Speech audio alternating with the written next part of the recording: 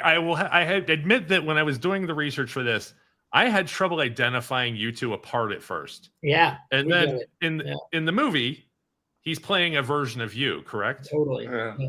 So this is intentional as well. Yeah. No, So I wanted it wasn't just me. Nathaniel, I like to make films that are very kind of built on the DNA of the things that I'm thinking about in the moment. And so the things that I've been thinking about a lot lately, I mean, I sort of touched on it a bit, but it's like the industry's changing.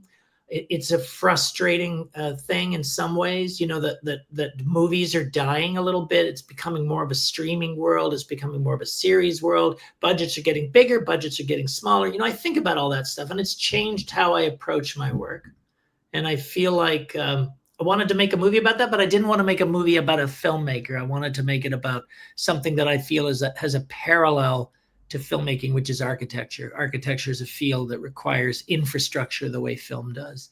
And Vince and I, we share these experiences because we're men of a certain age seeing the changes under our feet, And we also share kind of a cinematic and an artistic aesthetic, right? We like the same things. We revere the same directors and actors and producers and writers. So it makes sense. I mean, I'm Nathaniel. I'm just worried about the day where Carl doesn't call me. Because I know it's coming. But just to brag about Vince, because it's hard making movies, Nathaniel, and Vince is not. There's a reason I haven't. Vince is not Tom Cruise. I am not Denis Villeneuve. We're not making our films at the level that the entire world is going to know our work. But Vince is an actor with an enormous pedigree, has enormous skill, and he delivers. And the best way to get a great actor to deliver is to spend time. And what's very prohibitive about the kind of, let's just call it the industrial filmmaking machine, is that you spend so much time putting deals together, chasing people, working with agents and managers and lawyers and schedules and craziness. You don't spend enough time on this, this conversation, this dynamic, this dialogue. With Vince, we spent on field sketches 6 months in conversation before we even pulled the trigger on the movie. And then through the course of making the movie, Vince is a producer on the movie because Vince it's in his DNA, the movie, how we cut it, what it says, how it says what it says, everything kind of was run through his eyes, his views, his artistic hands, as well as my own. We're partners. And what a lovely way to work. Yeah, but the generosity that Carl bestowed is incredible, and it's all I've ever wanted as an actor. It's what I revered when I was 15, and I would read these books about Martin Scorsese and Robert De Niro and their relationship and their collaboration, and I thought, one day, how incredible would that be to work with someone who you respect their aesthetic. And B, they respect you, and you get to collaborate on this thing and create something else. And so, I mean, not to in any way compare ourselves to those incredible artists, but at the same time, just to have that kind of a creative working relationship is all I've ever wanted as an actor. It's like that is my highest aspiration. And I get to do it with Carl, and it's a gift, an absolute gift.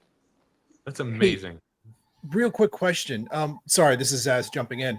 I hear what you're saying, and I understand. So my question to that is this like one of those instances where it's the industry kind of putting a deadline, not allowing you time to create that connection, create that dialogue, what you said, or like...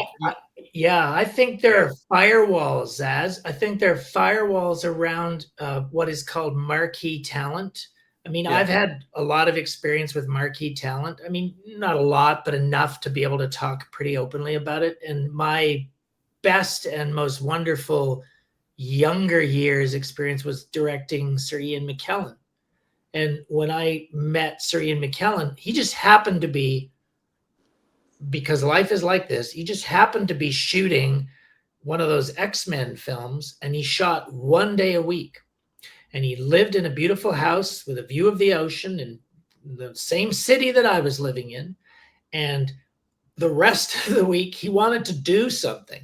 And so what did he want to do? He wanted to sit down and talk to me about the screenplay and make our movie together over time. So I had months and months of this. The same thing I'm talking about with Vince. I had months and months of this with one of the greatest actors in the world at the height of his fame. I mean, at the peak of his fame. He was in his mid-60s. He had just done Gandalf. They released a couple of the Lord of the Rings films. I mean, this was huge. I'd go outside with this guy. He's also an internet meme with Patrick Stewart every day. Yeah, but this is an amazing experience, but it's not 100%. Usual. It's not usual, right? I mean, Ian was and still is my friend. We still hang out when I go to England, you know, but it's not normal, right? Typically, you just don't get access. And that's a problem. It's a problem for everyone, because the more you can develop that trust and language and communication and dialogue, it's going to come across in the art, you know? And when, you know, I remember reading, you know, filmmakers like, I mean, every Hollywood filmmaker, but they're getting 4 or 5 months to shoot a movie, and I you know, just olden days schedules, and I just sort of marvel at that. I'm like, well, what do you do for 4 or 5 months? I mean, how do you shoot for that long? How glorious to, like, you think of Wes Anderson having those dinners and languishing and lounging around with these folks that are his tribe. Of course, the films are great. Because everyone loves being there. I mean, no one's going, oh my God, get me out of here. Huh?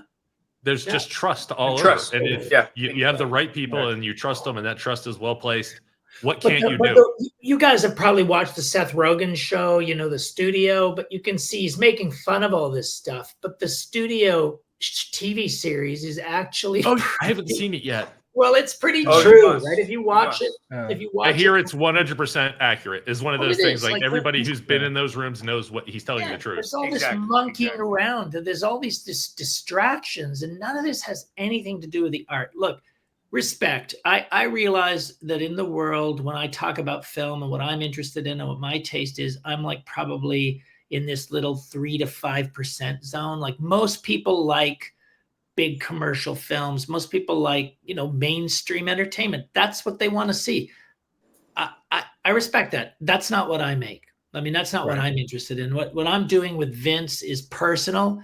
It's artistic. It's exploratory. It meanders. Sometimes it's quiet.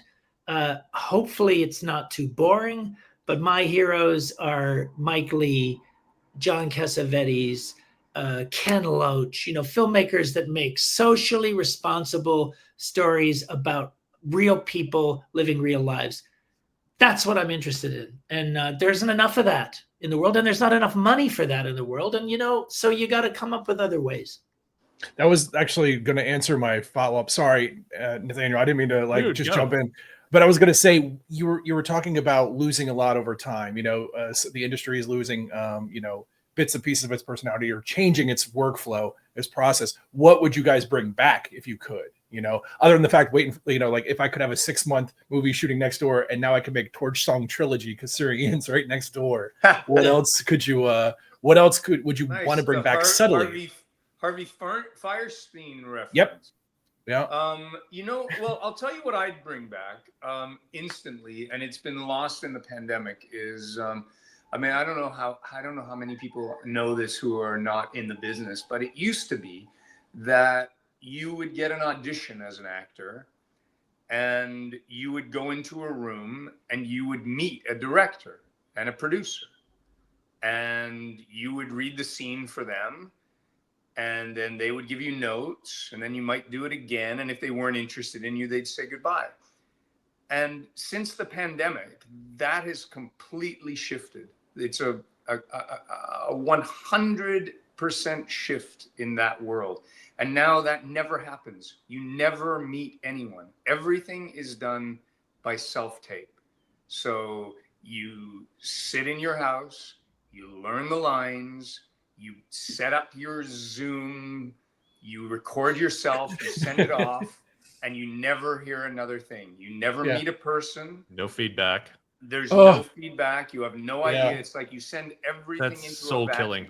It is soul destroying. It's what is sending me to become an Uber driver. It's just like I can't describe it to you. And the kids, the kids don't know any better. And so for the people who didn't get into the rooms and this is all they know, it's just like, it's great because it's a democratization of the industry in some way. It's like now everybody can be seen, but now everybody's seen and nobody's seen all at the same time.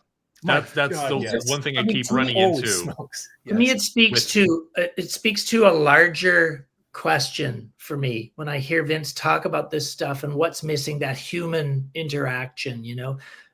I think something that's happened in, from the directing point of view, from the filmmaking point of view, the kind of promise of democratization that really started actually in the 60s when cameras became more handheld, cameras became smaller, the sort of French New Wave were the first, I collect family 8mm films from thrift stores.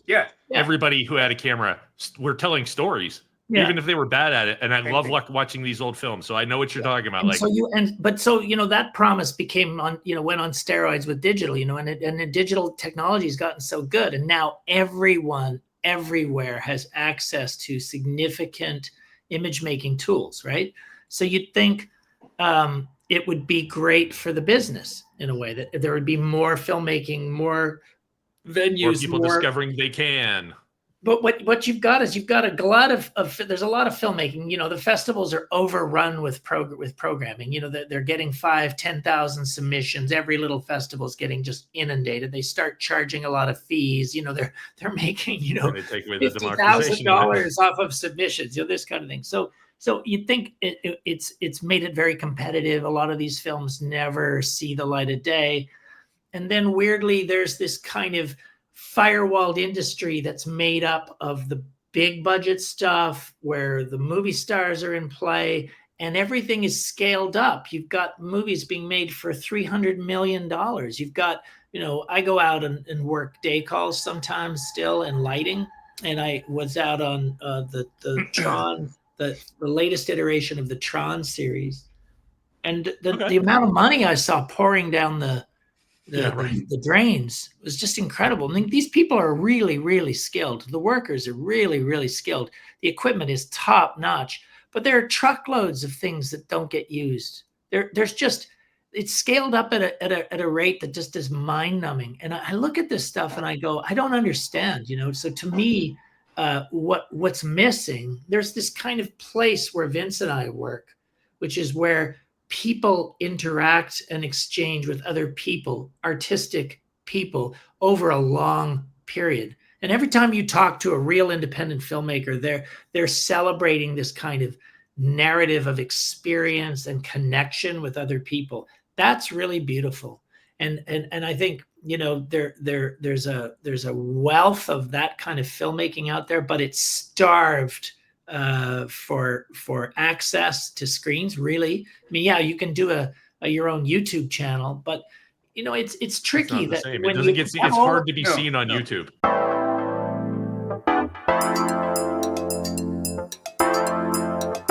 Have a great one. Thank you, everybody.